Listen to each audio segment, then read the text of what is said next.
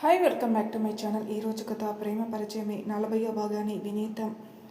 ఒక 15 నిమిషాల క్రితం వీళ్ళ బ్యూరో బయట ఒక కారు నెమ్మదిగా వెళ్తూ ఆ బ్యూరో సెక్యూరిటీ మొత్తాన్ని అబ్జర్వ్ చేస్తూ బ్యూరోని చూస్తూ వెళ్ళింది. ఆ కారులో ఉన్న వ్యక్తి ఒక అంచనాకొచ్చి వెళ్ళిపోతాడు. తేజ్, రామ్, తాన్యాలతో పాటు గౌతమ్ కూడా వెళ్ళిపోతాడు. శౌర్య ఏదో వర్క్లో ఉండడంతో శౌర్య కేసులో దొరికిన ప్రతి పాయింట్ని నోట్ చేస్తూ ఉంటాడు. ఇంతకుముందు ఎక్కడ ఆపాడో అక్కడి నుంచి ఆలోచన మొదలైంది.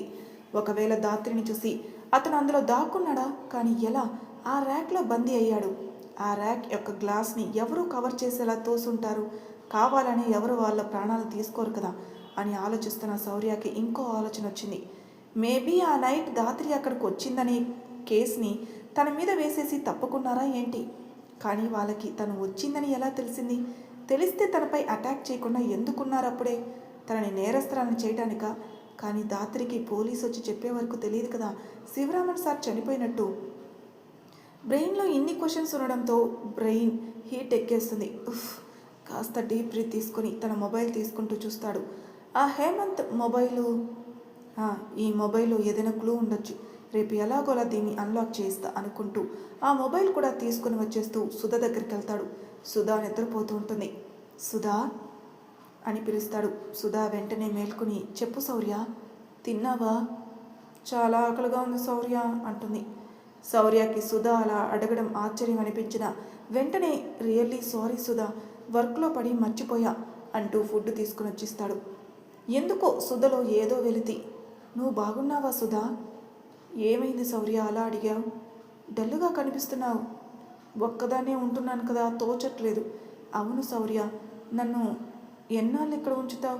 ఐ మీన్ ఇది ఇంటరాగేషన్ బ్యూరో కదా.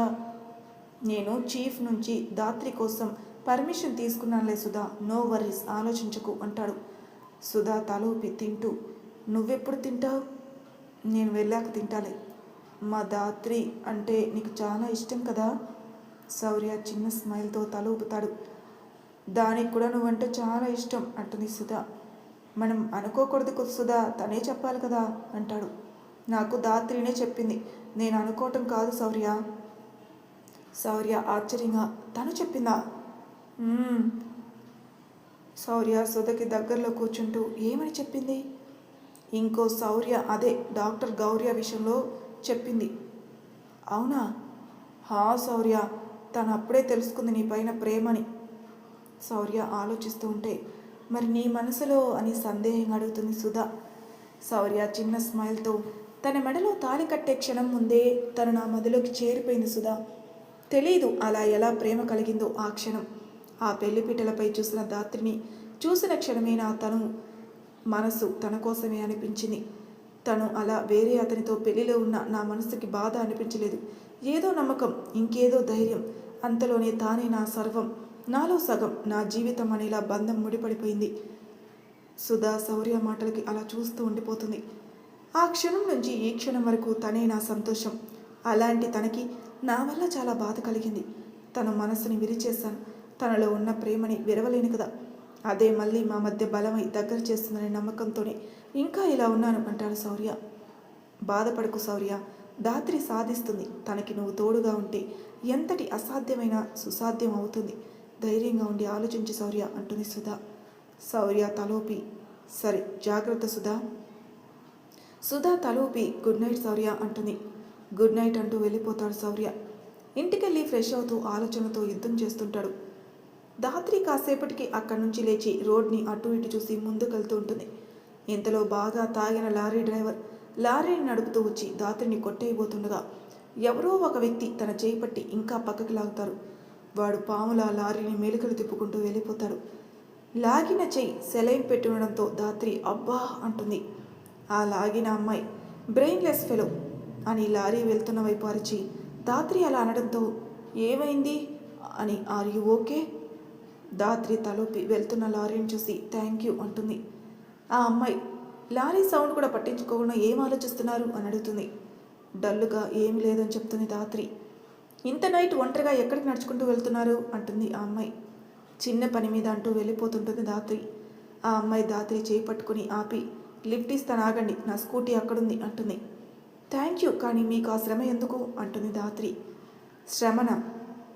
నేను మోయనుగా మిమ్మల్ని? నా స్కూటీ మోస్తుంది, ఇంకేం శ్రమ నాకు అంటుంది అమ్మాయి. నేను మొయ్యనుగా అన్నప్పుడు పెట్టిన ఎక్స్ప్రెషన్స్కి ధాత్రి చిన్న స్మైల్ ఇచ్చి మీ పేరు అంటుంది. మీ అని పెద్దదాన్ని చేయకండి. రీసెంట్గా నా స్టడీ కంప్లీట్ అయింది, చిన్న పని మీద వచ్చాను ఇక్కడికి. ఓ, మీ నేటివ్ ఇది కాదా? కాదు. ఇక నా పేరంటారా? వింధ్యా విహార్. విహార్ అంటే? ఆ అమ్మాయి నవ్వుతూ విహార్ అంటే సీక్రెట్ అని కళ్ళు ఎగరేసి నవ్వేస్తూ, మా ఫాదర్ నేమ్ విహార్ అంటే. ఎదుటి వాళ్ళు ఇలా అడిగితే భలే ఉంటుంది నాకు అని నవ్వటం ఆపి, మరి నీ పేరు? ధాత్రి ఆ అమ్మాయి నవ్వుని తన అందమైన కళ్ళని అలా చూస్తూ ఉంది. వింధ్య ధాత్రిని కదిలించడంతో తేరుకొని చూస్తుంది. ఏమైంది అంటుంది వింధ్య. మీ నవ్వుని చూస్తే అంటూ ఆగిపోతుంది. వింధ్య ధాత్రి మాటలకి పూర్తి కానివ్వకముందే, నా నవ్వుని చూస్తే ఏం గుర్తుకు రావట్లేదా అని చిన్నగా నవ్వి ఇప్పుడే వస్తానని స్కూటీ తీసుకురావడానికి వెళ్తుంది.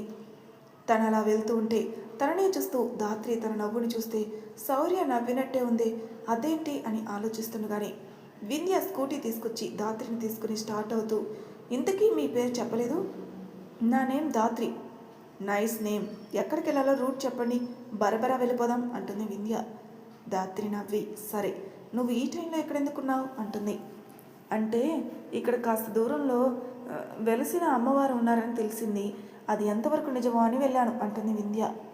నువ్వు నాస్తికురాలివా అంటుంది ధాత్రి. అలా అని కాదు, మూఢనమ్మకాలని నమ్మనంతే, దాని వెనక్కి ఎంత నిజం ఉందో తెలుసుకోవాలి అనుకుంటాను. సరే ఓకే అని తను వెళ్ళాల్సిన రూట్ చెప్తూ ఉంటుంది ధాత్రి. తను తీసుకుని వెళ్తుంది. అలా శివరామన్ గారి బిల్డింగ్ రాగానే ధాత్రి దిగి థ్యాంక్ యూ అంటుంది. వింధ్య వెల్కమ్ అని చెప్తుంది. ధాత్రి తలూపి 2 అడుగులు వేసి ఒక్కసారి వెనక్కి తిరిగి వెళ్ళి తన్ని హక్ చేసుకుని, నేనున్న మూడ్కి, నువ్వు చేసిన హెల్ప్కి, ఈ టైంకి నీతో ఫ్రెండ్షిప్ అయిపోయి మంచి దావత్ ఇచ్చేదాన్ని, కానీ నా పరిస్థితి థ్యాంక్ యూ తప్ప ఏమీ చెప్పలేను అనేసి వింధ్య ఫేస్ కూడా చూడకుండా వెళ్ళిపోతుంది. వింధ్య ధాత్రి మాటల్లో ఏదో పెయిన్, ఇంకేదో భావన గమనించి అది అర్థం కాక ధాత్రి అంటుంది. ధాత్రి ఆగి తల కూడా తిప్పకుండా అలా నించుని ఉంటుంది. పరిస్థితులు మనిషి జీవితంలో ఏర్పడుతూ ఉంటాయి, ఎప్పటికప్పుడు మారుతూ కూడా ఉంటాయి. అలా అని మన స్వభావాన్ని మార్చుకోవాల్సిన పని లేదు. బాధ అయితే ఏంటి, నవ్వుతూ ఎదురు తిరుగు పోరాడు. ఎలా వచ్చాయో అలా పారిపోతాయి, అంతేకాని పరిస్థితులకి తల వంచితే ఇంకెప్పుడు మనల్ని తల ఎత్తకుండా వంచేస్తాయి. నా పాయింట్ నీకు అర్థమైంది అనుకుంటున్నా అంటుంది వింధ్య. ధాత్రి ఫేస్ టర్న్ చేసి అర్థమైంది అన్నట్టుగా తల ఊపుతుంది. వింధ్య నవ్వుతూ స్కూటీ స్టార్ట్ చేస్తుంది. ధాత్రి మనసులో తన నవ్వులో శౌర్య నవ్వు కనిపిస్తుంది. తన మాటలు, ఇంత నైట్ ఒంటరిగా తిరగటంలో తన ధైర్యం. ఒకవేళ శౌర్యకి చెల్లెలు ఉంటే ఇలానే ఉంటుందేమో అన్నట్టుగా ఉంది. కానీ శౌర్యకి చెల్లెలు లేరు కదా అని ఆలోచిస్తూ, చిచి నాకు ఈ శౌర్య పిచ్చి బాగా పట్టేసింది, నా జీవితంలో అంతా తనే అయిపోయాడు కదా అని అనుకుంటూ, ఇక నేను ఏడవను అంటూ కన్నీళ్లు తుడుచుకుని వెళ్ళిపోతుంది. వింధ్య అక్కడి నుంచి వెళ్ళిపోతూ మనసులో, ఇంత చీకటిలో ఎందుకు అటు వెళ్తుంది, ఎవరి ధాత్రి? అవును, తన ఫేసు చూడలేకపోయానే, కానీ ముస్లిం అన్నట్టు వేషధారణ ఉంటే నేమ్ ధాత్రి అన్నది మొహం కూడా చూపించలేని పరిస్థితిలో ఉందా ఏంటి తను అని ఒక ఆలోచనతో వెళ్ళిపోతుంది. ధాత్రి ఈసారి ల్యాబ్కి వెళ్ళదు, శివరామన్ గారింటికి వెళ్తుంది. డోర్స్ ఏమీ లాక్ వేసి ఉండవు. దానితో లోపలికి వెళ్ళి ఒక క్యాండిల్ వెలిగించుకుని మొత్తం చెక్ చేస్తూ మనసులో, సార్ డైరీ ఎక్కడ పెట్టారు, ఆయనకి డైరీ రాసే హాబీ ఉంది, ఆ రోజు ఏదైనా రాసుండి నాకు యూజ్ అయ్యేదేమో అని ఆశతో వచ్చా, లేదంటే నా కర్మ, బట్ ఆ డైరీ ఎక్కడుంది అని తల కొట్టుకుని మరీ వెతుకుతుంది, బట్ ఎక్కడా దొరకదు. ధాత్రి దానితో తలపై చేయి పెట్టుకుని, నా ఫేట్ ఇలా ఏడ్చిందేంటి, ఓ మై గాడ్ అంటూ క్యాండిల్ని టీపాయ్ మీద పెట్టి సోఫాలో పడుతుంది. అప్పుడు నార్మల్గా ఫేస్ ఒక సైడ్కి తిప్పగానే లెఫ్ట్ సైడ్ ర్యాక్లో ఉంటుంది. వెంటనే అక్కడికి వెళ్ళి అక్కడున్న గ్లాస్ని జరిపేసి చేతులకు తీసుకుంటుంది. ధాత్రి దాన్ని ఓపెన్ చేసి ఈ ఇయర్లోదే అని ఫిక్స్ అయి ఆ డైరీ తీసుకుని వెళ్ళిపోతుంటే ఏదో డోర్ ఓపెన్ చేసినట్టు ఉంటుంది. ఈ డోర్ ఏంటి, ఎవరు ఓపెన్ చేస్తుంటారు అని ఆ డైరీ తీసుకుని అక్కడే ఉన్న క్యాండిల్తో ఆ గదికి వెళ్తుంది ధాత్రి. కొంత దూరం వెళ్ళగానే ఆ నల్లని చీకటిలో సన్నని కాంతికి వేలాడి అస్థిపంజరాలు కనబడతాయి. ధాత్రి దెబ్బకి భయంతో బీసుకుపోతుంది. ఎక్కడి నుంచో గాలి వచ్చి చేతిలో ఉన్న కొవ్వెత్తి ఆరిపోతుంది. దెబ్బకి పాపకి స్వెట్ పట్టేస్తుంది. భయంతో ఇంకాస్త ముందు కడుగేస్తుంది. ఆ అస్థి పంజరపు గూడుల్ని తప్పుకొని ముందుకు వెళ్ళగానే ఏదో తగిలి ఇంకా ముందుకు పడి ఇలా దొల్లుకుంటూ వెళ్ళి ఒక మూల కూర్చుంటుంది. క్యాండిల్ అయితే ఎక్కడో పడిపోయింది కానీ చేతిలో ఉన్న డైరీని గట్టిగా పట్టుకుని చుట్టూ ఉంటుంది. అయితే ఓ మూలకు వెళ్ళి ఆగడంతో హెయిర్ సరి చేసుకుని డైరీని చూసుకుని ఒక్కసారి చుట్టూ చూస్తుంది. ఆ చీకట్లో ఏం కనిపిస్తుందని. ధాత్రి మనసులో ఎక్కడికి వచ్చి పడ్డానో అర్థం కావట్లేదే, ఎక్కడైనా చిక్కుకున్నానా ఏంటి అని అనుకుంటూ అంతకుముందు కనిపించిన అస్థిపంజరాలు గుర్తుకు రాగానే తను కూడా అక్కడి నుంచి బయటికి వెళ్ళలేక ఆ అస్థిపంజరంలా తను కూడా మారిపోతుందేమో అని ఒక క్షణం అనిపించగానే గుండె గట్టిగా కొట్టుకేసుకుంటుంది. చిచి, ఇలా ఆలోచిస్తున్నానేంటి అనుకుంటూ అక్కడి నుంచి లేస్తుంది. అలా నడుస్తూ వెళ్తున్న తనకి ఒక పక్కగా వెళ్తే ఏవో తగులుతాయి, సరే అని ఇంకో పక్కగా వెళ్తే ఇంకేవో తగులుతాయి. వాటిని టచ్ చేస్తూ ల్యాబ్లో ఉండే వాటిలా ఉన్నాయేంటి. అంతలో తను వేసుకున్న శౌర్య షర్ట్ జేబులో తన న్యూ మొబైల్ ఉందని గుర్తుకు రావడంతో తను పైన వేసుకున్న బూర్కాని ఎలాగోలా అడ్జస్ట్ చేస్తూ ఆ మొబైల్ని బయటికి తీస్తుంది. వెంటనే టార్చ్ ఆన్ చేసి చూస్తుంది. అది ల్యాబ్ అని అర్థమవ్వగా ఆశ్చర్యపోయి, సార్ ఇంటి నుంచి ఇలా రావచ్చా ల్యాబ్లోకి, ఓ మై గాడ్ అనుకుంటూ ల్యాబ్లో ఏదో స్మెల్ అనిపించి చూస్తుంది. తనకేం అర్థం కాక ముందుకు వెళ్ళబోతుంటే ఆ ల్యాబ్లో ఇంకెవరో ఉన్నట్టు అలికిడిగా అనిపిస్తుంది. ఈ టైంలో ఇక్కడ ఎవరుంటారని టార్చ్ ఆపేసి చుట్టూ గమనిస్తుంది. అక్కడున్న ఇద్దరు వ్యక్తుల మాటలు ఇలా ఉంటాయి. రే, ఆ డెడ్ బాడీ ఈ ల్యాబ్ మొత్తంలో ఎక్కడా లేదురా అంటాడు. ధాత్రి మనసులో ఏ డెడ్ బాడీ? ఇంకొకడు, ఒక్కసారి ఆ ఫోటోను జూమ్ చేసి మరీ వెతకరా. ఏ ఫోటో అనుకుంటే ధాత్రి, ఈ శవాల గదిలో ఎంత వెతకాలరా, అర్ధరాత్రి పూట ఏ దెయ్యమో వచ్చి రక్తం తాగుతుందో, ఇంకేం పని దొరకనట్టు ఆ ఆలీగాడు మనకి ఈ పని ఇచ్చాడు అని చిరుబురులాడుతుంటాడు. ఈ మాటలు వింటున్న ధాత్రి, ఆలీ ఎవరు, వీళ్ళు వెతికే డెడ్ బాడీ ఏంటి, వీళ్ళెందుకు డెడ్ బాడీ ఎలా తెలుసుకోవాలి అనుకుంటూ ఉన్న తనకి బ్రహ్మాండమైన ఐడియా వస్తుంది. అక్కడున్న బాడీలు స్మెల్ రాకుండా ఉండడం కోసం, బాడీ పాడవకుండా ఉండడం కోసం ఒక పౌడర్ యూజ్ చేస్తారు. దానివల్ల శరీరానికి ఎఫెక్ట్ ఏమి ఉండదు. ధాత్రి చిన్నగా అది వెతుక్కొని తన బూర్కా వేసుకోవడంతో తన మొహానికి ఉన్న బూర్కా తీసేసి మొహం మొత్తం నిండుగా పూసుకుని హెయిర్ విదిలించుకుని, ఇప్పుడు నాకు బ్లాక్ కలర్ కావాలే లేదా రెడ్ కలర్ కావాలి ఎలా అనుకుంటూ ఉన్న తనకి తన హ్యాండ్ దగ్గర తడిగా అనిపించి చూస్తుంది. సెలైన్ పెట్టిన హ్యాండ్ ఇందాక తను పడిన కుదుపులకి బ్లడ్ పోతూ కనిపిస్తుంది. ధాత్రి బ్లడ్ కింద పడినట్టు కనిపించదు. అక్కడ క్లాత్ మాత్రం తడిచినట్టే అనిపిస్తుంది. దానితో అక్కడ ఫ్లో అవుతున్న బ్లడ్ని కొద్దిగా ఫేస్ పై పెదవుల దగ్గర చిత్ర విచిత్రంగా పూసుకొని కాటన్ కోసం వెతికి బ్లడ్ వస్తున్న చోట కాటన్ పెట్టేసి హ్యాండ్ని మూసేస్తూ చేతిలోనే మొబైల్ని ఉంచి ఎదుటివారికి అది మొబైల్లో అనిపించకుండా పట్టుకుని టార్చ్ ఆన్ చేసి ఫేస్ మీద కాంతి పడేలా టార్చ్ చేసుకుని నెమ్మదిగా నడుస్తూ వాళ్ళ ముందుకెళ్ళి నించుంటుంది. వాళ్ళ పనిలో వాళ్ళు అక్కడున్న బాడీలన్నీ వెతుక్కుంటూ ఉంటే ధాత్రి తలకాయని పొద్దుతిరుగుడు పువ్వులా ఒక్కడనే చూస్తూ వాడి వైపుకు వంచేసి హ అంటూ గట్టిగా నవ్వుతుంది. ఆ ల్యాబ్ ఆ ప్లేస్లో రీసౌండ్ రావడంతో 4 దిక్కుల నుంచి ఆ నవ్వు వినిపిస్తూ ఉంది. వెతుకుతున్న ఇద్దరు శిలల్లా నిలబడిపోయి కనుగుడ్లని తిప్పేస్తూ చూస్తారు. ధాత్రి ఒకడు ముందుకు వెళ్ళి వాసన చూస్తున్నట్టు మొహాన్ని ముందుకు పెడుతుంది. ఆ టార్చ్ వెలుగులో ధాత్రి ఫేస్ని చూసి వాడు సగం చచ్చిపోయాడు. అలా అంత దగ్గరగా తన ఫేస్ పెట్టగానే గుండె ఆగినట్టు రాయిలా నిలబడ్డాడు. అర్ధరాత్రి దెయ్యాలంటూ మాట్లాడిన అతను శ్రీ ఆంజనేయం ప్రసన్నాంజనేయం, శ్రీ ఆంజనేయం ప్రసన్నాంజనేయం అంటూ ఆపకుండా ఆ 2 ముక్కలు చెప్తూ ఉంటాడు. ధాత్రి వాడి మెడను కొరుకుతున్నట్టు వాడి జుట్టు పట్టుకుని మెడ దగ్గర కొరకబోయి ఆగి చాలా ఫాస్ట్గా వచ్చి శ్రీ ఆంజనేయం అంటుండగాని వాడి ఒక చెవి పట్టుకుని గొంతుతో ఓ సౌండ్ చేస్తుంది. దెబ్బకి ధాత్రి వదిలిన వాడు దారి వెతుక్కొని మరీ పారిపోతూ ఉంటాడు. ధాత్రి చేతిలో ఉన్నవాడు భయంతో వణికిపోతాడు. వీడు కూడా పారిపోతే పని అవ్వదే అనుకుంటుంది ధాత్రి. ఒక చేత్తో ఫోన్ మేనేజ్ చేస్తూ ఇంకో చేత్తో అతని మెడ పట్టుకుని, నా శరీరం కోసం ఎందుకు వెతుకుతున్నారు, చనిపోయాక కూడా ప్రశాంతంగా ఉండనివ్వరా అంటుంది. అతను తప్పైంది, బుద్ధిగడి తిని వచ్చాను అంటాడు. ధాత్రి గంభీరంగా మాట్లాడుతూ, ఎవరు పంపారు నిన్ను ఇక్కడికి అంటుంది. అతను భయపడుతూ, ఆలి అని ఒక గూండా, వాడికి ఎందుకు నా బాడీ అంటుంది ధాత్రి. మాకు తెలియదు, ఈ ఫోటోలో ఉన్న బాడీని తెమ్మని డబ్బులు పంపుతా అంటే వచ్చాను. ఫోటో చూపించు అంటుంది ధాత్రి. వింతగా చూస్తాడు అతను. ధాత్రికి తెలిసిపోతుంది డౌట్ పడుతున్నాడేమో అనుకుని.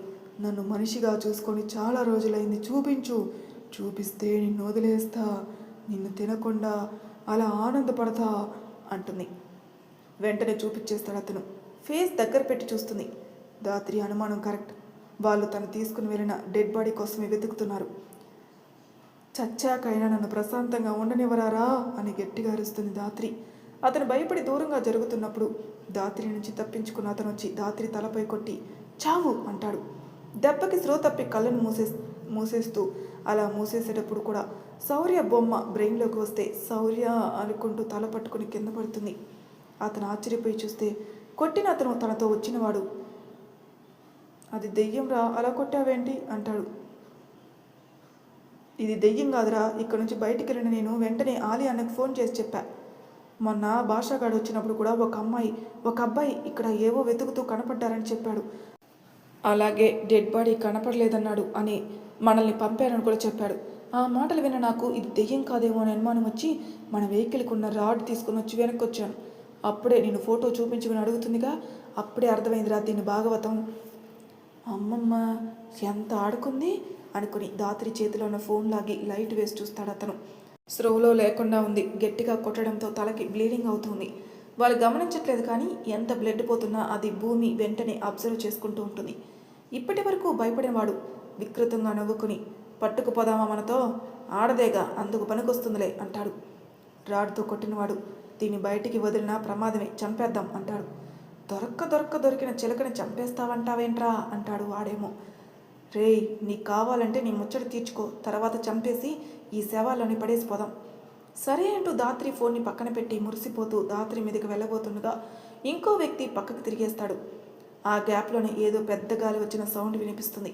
పక్కన ఏదో జరిగిందని అర్థమై అతను చూస్తే పడి ఉన్న ధాత్రి కనిపించదు, వాడి ఫ్రెండు కనిపించడు. అంతకుమించి ఆమె తల నుంచి కారిన బ్లడ్ కూడా కనిపించదు. ఏమయ్యారని ఫేస్ ఇటు తిప్పి చూడగానే వాడి ఫ్రెండ్ ఎదురుగా ఉన్న గోడలోనే చైర్ వేసుకుని కూర్చుంటే ఎలా ఉంటారో అలా ఉంటాడు. అతను షాక్ అవుతాడు. బయట పెలపెలమని ఓ మెరుపు ఉరుము రెండూ కలిసి వస్తాయి. ఆ మెరుపు కాంతిలో ధాత్రి ఒక పక్కన దూరంగా ఉండి కళ్ళెత్తి చూస్తూ కనిపిస్తుంది.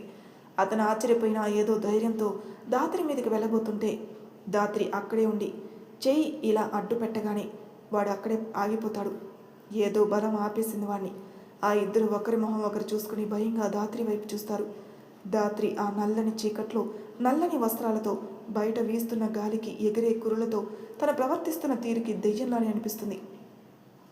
ధాత్రి ఇద్దరి వైపు ఒకసారి చూసి ఇద్దరు మెదడు చెదిరేంత వరకు ఒకరి తలను ఒకరికి డీ ఇచ్చేలా తన చేతుల్ని కదుపుతూ చేసి చాలా గట్టిగా ఈ ధాత్రిని చంపేస్తారా, శౌర్య నుంచి శాశ్వతంగా వేరు చేస్తారా అని అరుస్తూ వాళ్ళిద్దరిని గాల్లోనే బయటికి తెచ్చి పడేస్తుంది.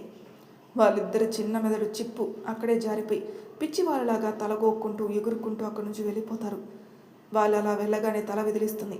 చాలా నొప్పిగా అనిపిస్తుంది. వెంటనే అలానే పడిపోతుంది. ఇంటికి వెళ్ళిన శౌర్య ఫ్రెష్ అయి ధాత్రి తిందో లేదో అని ఫుటేజ్ చెక్ చేస్తాడు. తను ఎక్కడికో వెళ్ళినట్టు అర్థమై తనిచ్చిన మొబైల్ లొకేషన్ చూస్తాడు. అది శివరామన్ గారి బిల్డింగ్లో చూపిస్తుంది. వెంటనే హర్ష కాల్ చేస్తాడు. మరి తర్వాయి భాగంలో ఏం జరుగుతుందో నెక్స్ట్ ఎపిసోడ్లో తెలుసుకుందాం. అంతవరకు నా ఛానల్ సబ్స్క్రైబ్ చేయని వాళ్ళు ప్లీజ్ సబ్స్క్రైబ్ చేసుకొని లైక్ చేసి షేర్ చేయండి. మీ అభిప్రాయాలు నాకు కామెంట్ రూపంలో తెలియజేయండి. Thank you for listening.